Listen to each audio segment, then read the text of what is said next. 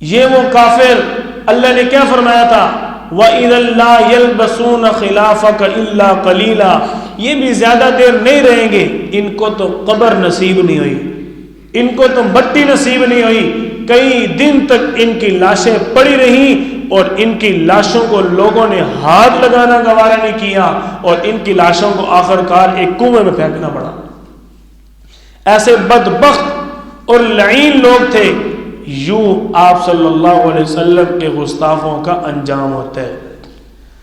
ادھر غزوہ بدر میں فتح حاصل ہوئی، آپ صلی اللہ علیہ وسلم اپنے خیمے سے نکلے، آپ کی زبان پر یہ الفاظ تھے سَيُهْزَمُ الْجَمْعُ وَيُوَلُّونَ الدُّبُرَ، اللہ نے مسلمانوں کو فتح دے دی، کافر اب پیٹ پھیر کر بھاگنے پر مجبور ہے۔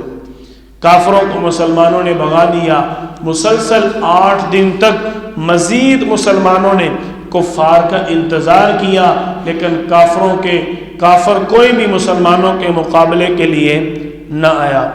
یا میں ایک بات عرض کر دوں، شعبان کا مہینہ 2 ہجری، رمضان کے روزے پہلی مرتبہ فرض ہوئے، آئندہ مہینہ رمضان کا ہے اور روزہ بھی 24 گھنٹے کا، اور اسی رمضان میں اللہ کی طرف سے جہاد کا حکم، اور اسی روزے کی حالت میں مسلمان جہاد کر رہے ہیں۔